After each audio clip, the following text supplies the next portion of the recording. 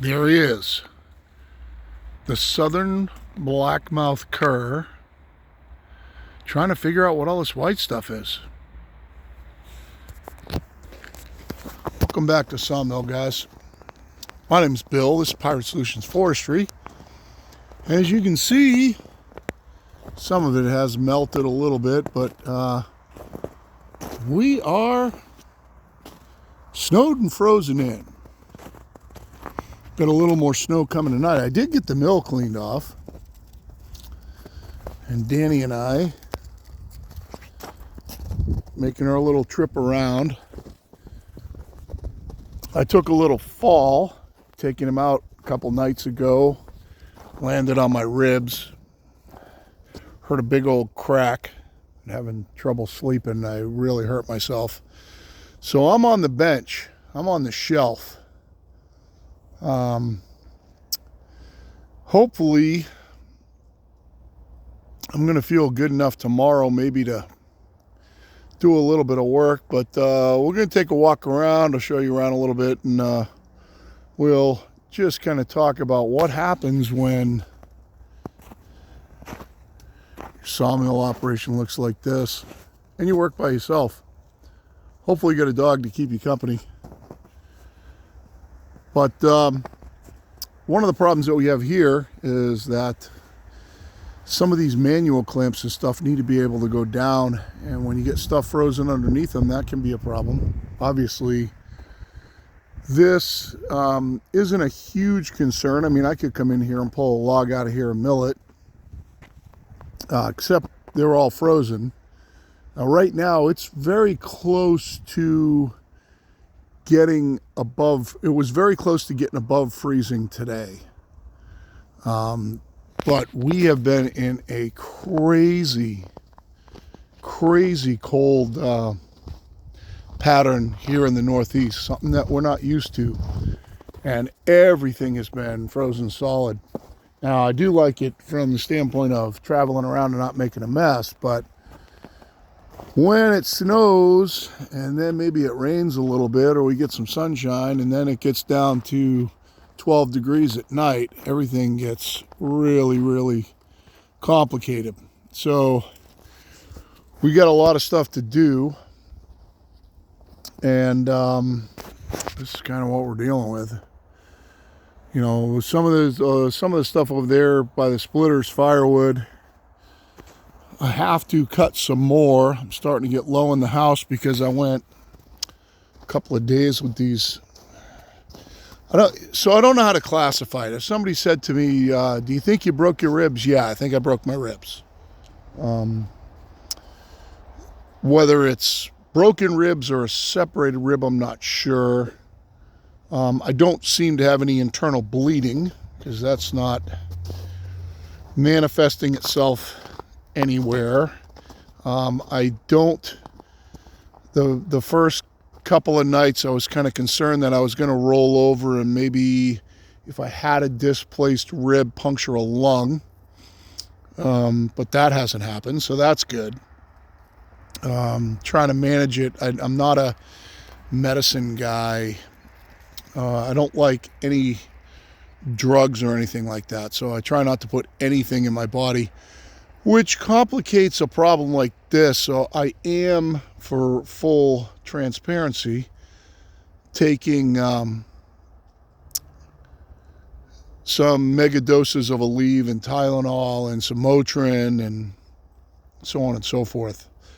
But I guess the timing was good because, you know, here I am hurt and I really can't do anything, and here we are frozen in like this with more coming tonight. I'm hoping on Thursday, we're supposed to get another storm Wednesday night into Thursday, and I'm hoping we're going to get some rain out of that. Now they're saying we got another storm coming Sunday, so it's kind of how it is. Now, one thing that you guys have to think about, especially if you do get into a business like this and like I did, get to the point where you start to give up some of your other businesses, because I had quite a few of them going there for a while. I was pretty spread out. I had a lot going on. kind of money coming in from every different direction. And I've given that kind of all up to sawmill here at home. But one thing you got to think about, depending on where you are, is if you get into a situation like this, and this is rare for us, you know, I could get shut down for month or months at a time in the wintertime where I have no revenue coming in. Like the last week or so, I haven't made a penny. And you need to be able to kind of plan for that so you can get through those times if you're going to do this. Now, my job kind of extends past this. Keeping wood in the house keeps us from having to pay probably $400 or $500 a month just in oil to heat the house. So, you know, when I come out and split wood, I am making money in some way, shape, or form. We are working on we just got all our new computers in and everything for our video editing, which is kind of cool.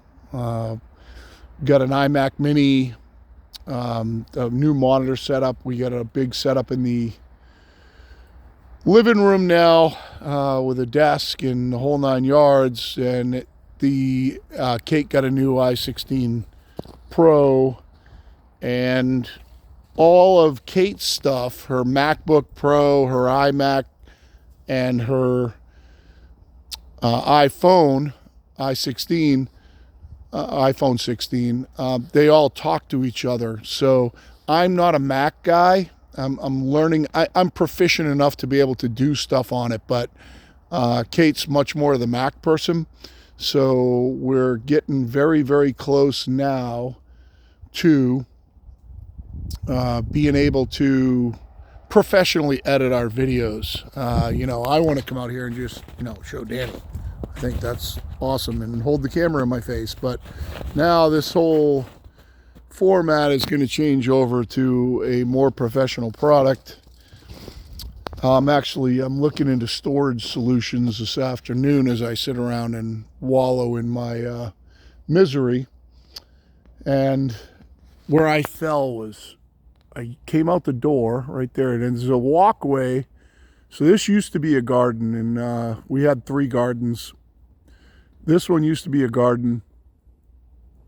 Kate had some complicated health issues to where she doesn't want to garden on the ground anymore. So this one's going to get turned back in the backyard, but there's a walkway down next to it over there, and it's just grass. And because we had some thawing and freezing, the water had kind of run down that walkway and then froze solid for a couple of weeks. So it was kind of like a little skating rink over there. And then when it snowed on top of it, we had another puddle freeze outside the back door, and I didn't see it the other night when this blizzard started. And I walked outside with Danny, and feet went out from underneath me, and I landed right on my ribs. So that's kind of where I fell. But it was kind of good timing because, you know, you don't want to be out here dealing with this miserable crap, to be honest with you, other than the ground's hard. And having the ground hard's nice because when this is all muddy, it definitely stinks. Hard ground, frozen ground keeps your logs clean too. You can move logs around, and when you put them down, they don't get covered in dirt and mud. And that's kind of a good thing. But other than that, there's not a lot of good about it. You know, if I have to get into this pile here, this is all older, old hardwood here that I can cut up and split small and put right in the house to go right in the wood stove. But when it's like this, it really gets saturated, and that complicates that problem. So you don't want to be dealing with stuff like this and out here working, and the ribs have given me a perfect opportunity to not have to be out here doing that. So I want to give you guys an update, and I'm getting bored. You know, I don't want to go upstairs and shoot a sharpening video or anything like that. I could be doing some stuff in the hand tool shop, and I probably should be, but right now it's just more important that I get my ribs healed up. And we keep moving forward towards video editing and getting a better product out. So that's what we're doing. I do, for those of you that hung on this long, I got some really exciting news coming on the sawmill. I talked to Brian Shellswell at Norwood. And Brian, if you don't know who he is one of the bigwigs at Norwood. He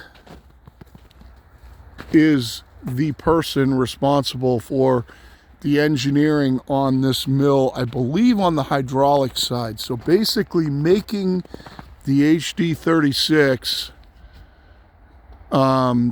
so that you could put hydraulics on it. And he's a brilliant engineer. He's a great sawyer. You see Brian run one of these mills at a show. It's really worth it, especially on the automated mills, the hydraulic automated mills where he's running the set works and the hydraulics and everything. He's really proficient at it, much more proficient than I am at running the hydraulics. He called me and we got something in the works, and it's going to be pretty exciting, I think. My mill right now is, so you guys know, is 24 feet long. It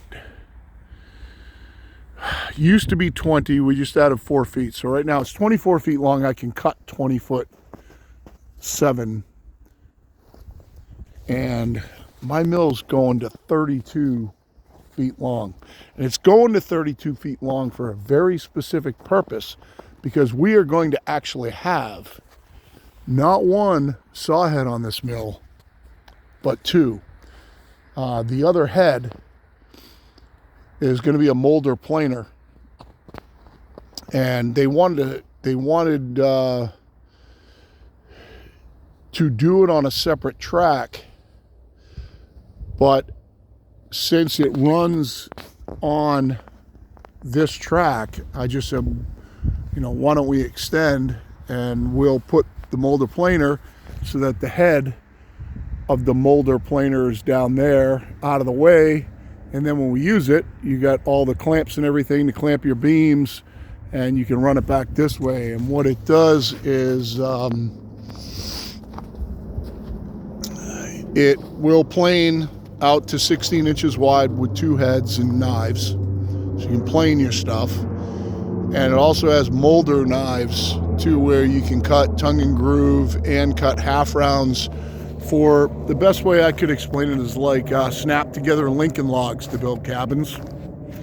So nobody else in this area had one or anything like that, and I was interested in the planer side, so we got to talking about it and how I could do it, and we came up with a solution so I can stuff it right on my sawmill. And also, if you weren't going to use it for a long time, you could just pick up the head and go put it away somewhere, but it'll end up having a cover or something like that. But regardless, I'm going to 32 feet long, so we'll be able to cut monster beams. We'll be able to plane monster beams for the timber frame guys, plane them perfectly smooth. And we will also be able to cut profiles, tongue and groove profiles, and half rounds on the outside for log cabins. Brian says that they're going to work on a dovetail jig, so we could do dovetail ends on the beams also, so you could build a dovetail cabin. But I wanted to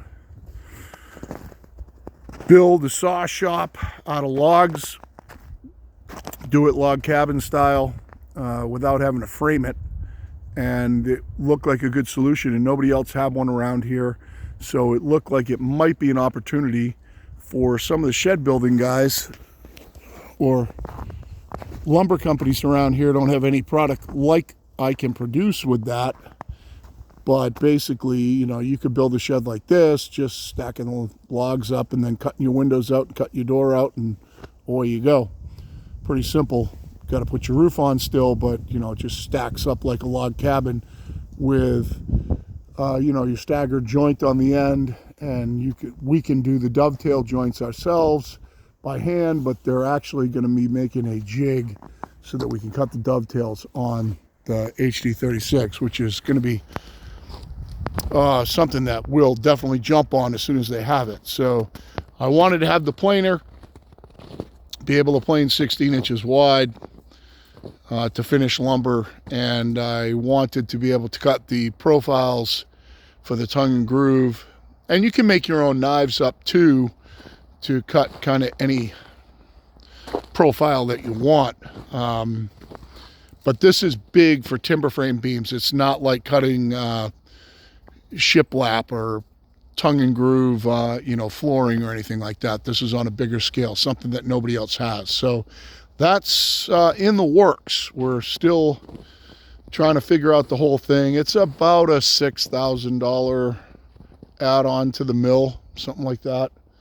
But I think that it could pay for itself pretty quick if I could get just a couple of the lumber yards around here, maybe to stock the raw length beams. We could definitely cut through all the pine that we have really quick. You basically cut in 8x8s and then profiling them and then shipping them out and bundle at raw length to the lumber yards, and then away they go to the customer. If you want to build a shed out back or you want to build a whole house, whatever you want to do, you can do it out of it. And it's structural.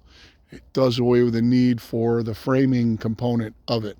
So that's what's going on. Let's see if we can find Danny real quick. We're going to go back in the house, starting to get dark, and we got snow coming. It's freezing out. There he is. See the tail going? What are you looking for, Dan? Danny, what are you looking for? What do you got? You're like a southern dog. You're not supposed to be out here. But I wanted to do a little update on my medical issue. Let you know, if I feel better tomorrow, I might mill some spruce tomorrow. We'll see how bad the storm gets overnight. I'm not sure how bad it's going to get.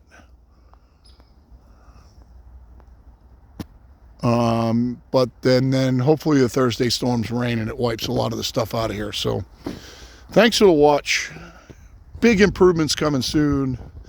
Hit me up with any questions or suggestions or anything like that. Anything you like to see, maybe sometime in my downtime when I'm hurt like this, I can do some of the things. If you guys want to see something weird, like, I don't know, porting a chainsaw or sharpening chainsaw chains or bands or whatever, hit me up and let me know. And for now, for Danny and myself, it's Pirate Solutions out.